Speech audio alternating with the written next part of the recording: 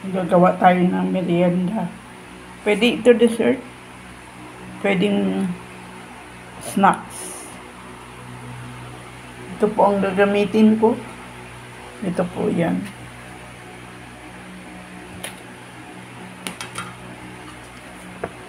Matigas. Para maganda. Ibrasan ko lang. Huwag sobrang maraming tubig kasi lalambot agad. So mag-brush lang ako. Pwede siguro back to back. Welcome sa aking YouTube channel. Dito mag-experiment ako. And then, gamitin ko lang yung saging. Ito saging. Bali, na-slice ko lang po ito. Nang manipis lang at maglagay ako ng cheese in between. Lagay natin sa gitna. So, bali, 2 layer. With clean hands, ito lang ang gagawin ko. So, soften a little bit. At ito po ay i-fold ko lang. Kung halimbawa matigas yan, ay pwede naman po natin lagyan ulit ng tubig para ma-soften. Then fold and roll. See? So, hindi siya sobrang malambot. Hindi naman siya sobrang matigas. That's it. Para siyang lumpia. So, gagawa ulit ako. Good for 2 persons.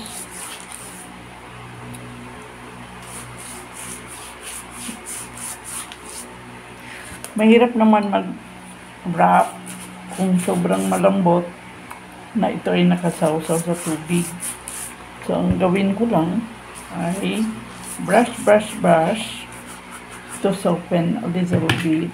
And then, maglagay ulit tayo ng banana cut into pieces.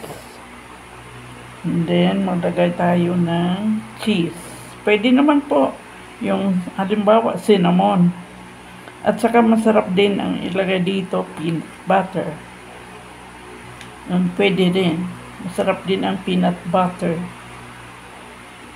So, tamang-tama lang ang ating pag-brush ng water to soften the rice paper.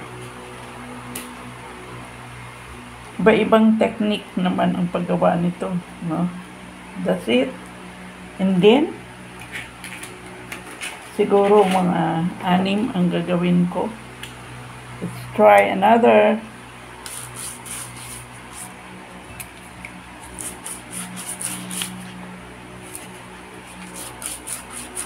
So, effective pagka i-brush ko lang both sides kasi hindi tayo nagmamadali.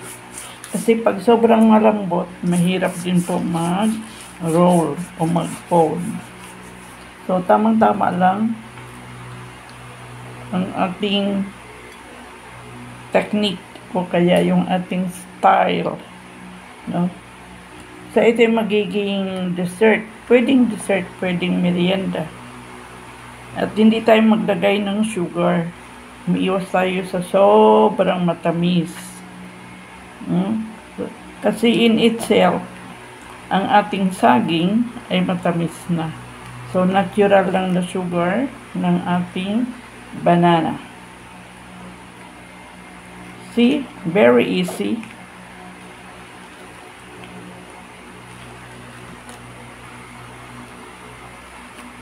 Yan. Cute. Ayan. At gagamitin ko yung olive oil. Pwede naman yung coconut oil or vegetable oil, no? Pero konti lang ang ilalagay ko para lang ito ay ipa-brown natin. Brownish. Crispy brown. So, kailangan mainit yung ating oil. Optional lang, pwede namang butter, no? Or any vegetable oil. Pero kukunti lang ang ating oil, hindi masyadong i-deep fry para to make it crispy and brownish. Ayan.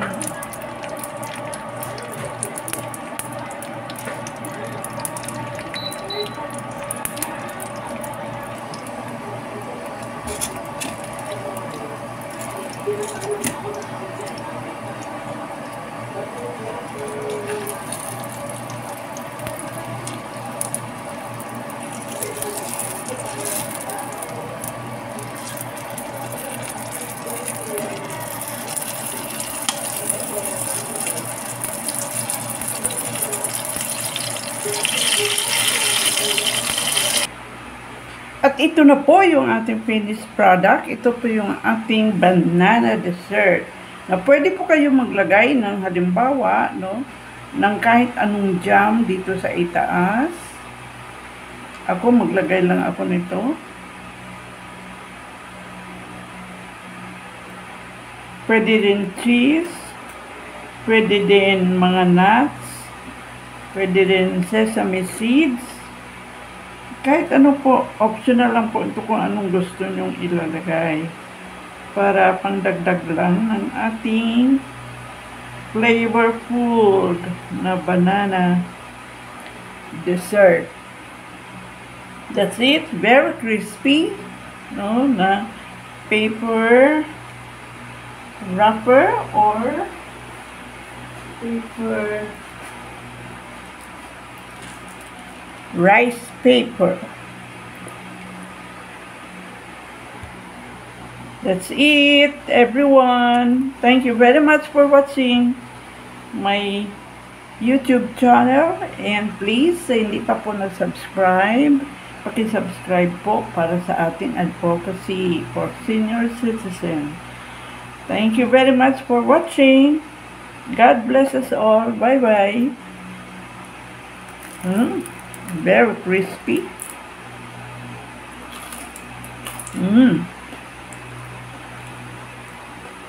Sarap.